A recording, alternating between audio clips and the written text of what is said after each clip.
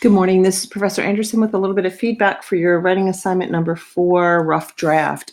Thanks for letting me know that that assignment folder had closed. I did not realize that that end date was set for the 10th, so I apologize. I've just left a quick note. I did reopen all of the folders, so if there's any missing work, please feel free to submit it.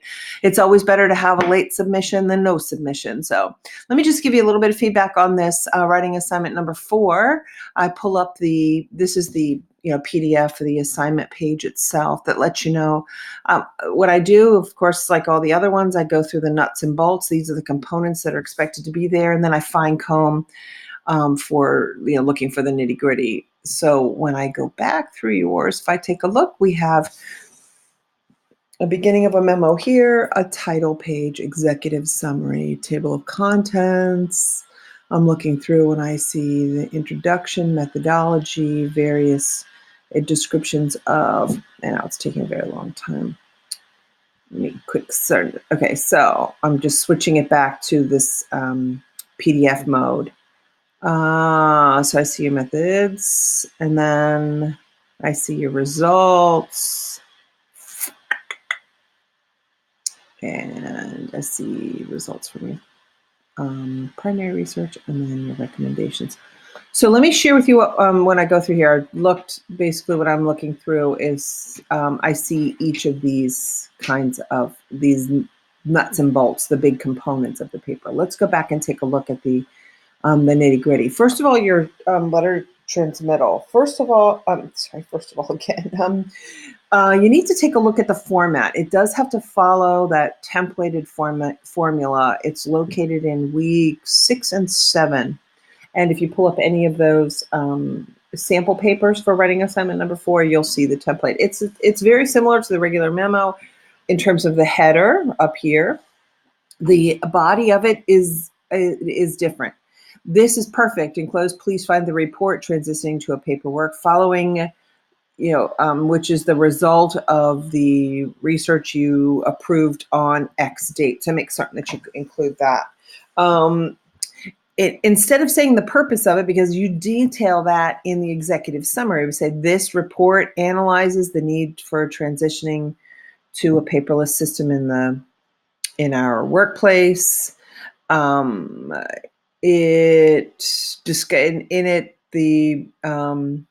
A study, and how you basically want to say in one sentence inside of it, we looked at the history of paperless and we did a specific site study. And then down here, don't ask for a call, simply to say at the very end of a transmittal letter, the best thing to say is thank you in advance for your time and consideration.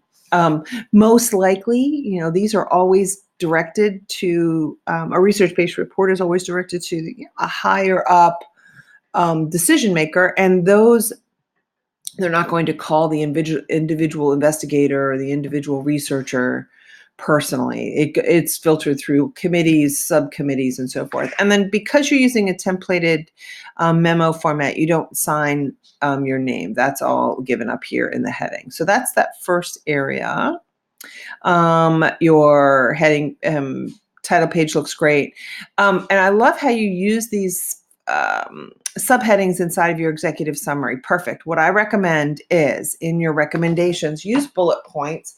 You want to highlight that the purpose of a bullet point inside of a formal paper is to guide the flow of reading for your reader. And when you have a dense text section that you are trying to enumerate and highlight your suggestions, you need to make sure that you have bullet points. So if I head down here, your table of contents looks great. I like how you have each of the secondary, all of the subheadings enumerated. So that gives your reader a little bit of more of a direction and guidance through your paper.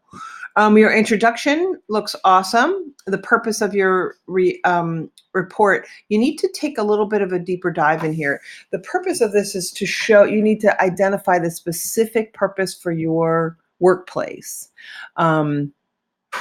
And then moving on to this methodology, it's you have here, you did some primary research, you did some secondary research, and then the results, you want to skinch that up a little bit. So you want to make sure that your results follow the way you organize it. So in your methods, you say, what I did was conducted primary research, and what I did was conducted secondary research. Now, the reality is the order of operations that you did, that you pursued, was secondary research was first, and then primary research. And then in your paper, you're listing the secondary, or the scholarly articles information. That's your secondary research. You list that first, and then you show primary research through the interviews of the coaches. So you want to make certain that the flow of information in your paper not only follows the timeline of events that you went through, but also inside of your paper, it flows. So if you say methods and you have primary first, then you want to put your primary results, but you actually did secondary. So you just need to flip these two up here. And then when you come down to primary results, remove the first person. So to get insights of current coaches, I conducted an interview that presented them with questions about the problems they encounter with paper-based tasks and their thoughts. That's a lot of information. So you want to truncate this a little bit. You want to, concrete, succinct, concise, and concrete. You really want to make sure that you are targeting exactly the objective and using active voice. So instead, perhaps you could say current coaches were interviewed. The questions focused on paper-based tasks. The questions were targeted the transition of the organization to an electronic system. The figure below shows that. Make sure that you include the make sure you include the questions. I didn't see them below. Yeah. Oh, here we go. Thank you. They are below. Great. So I like how you have this graphic. That's awesome, because that gives, the old adage, a picture's worth 1,000 words, speaks volumes, and it's true. Like, I can see, yes, people want to go. So the other thing that you want to do is format. Look what's happened here. So formatting wise, all of a sudden you just have a centered. You want to make sure you're left justified. This particular title, that labels figure number 1. If you want to center it, that's fine. I recommend left justifying and just decrease the font. If everything is in 12-point font, then make the label for the figure 8 or something like that. That way everything stays in a line. Again, that visual walkthrough of a paper is just as important. So then finally, the recommendations, I would, again, in a bullet point or enumerate them, list them out, because this is the key part of, this is your, here are my next steps portion of your paper. And finally, you want to double check, because this reference page must be left justified in order to follow APA compliance. And other than that, it looks great. Just a few little tidying up things. Most importantly, you're going to suffer the most points for this letter transmittal. So I look forward to your final copy, and don't forget that final folder is open.